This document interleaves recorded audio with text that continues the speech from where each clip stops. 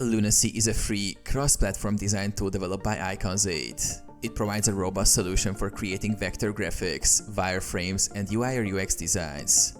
Whether you're a beginner or an experienced designer, Lunacy offers a user-friendly interface and powerful features to streamline your design process. Getting started with Lunacy. Download Lunacy. Visit the Lunacy website to download the software. It is available for Windows, macOS, and Linux. Installation. Follow the installation instructions specific to your operating system. Once installed, open the application to start designing. Interface overview. Toolbar. Located on the left side, this is where you can access tools for shapes, text, and various design elements. Canvas. The central workspace where you can create and edit designs. Properties panel. On the right side, this panel allows you to adjust properties such as colors, dimensions, and effects. Layers. View and manage layers to organize your design elements.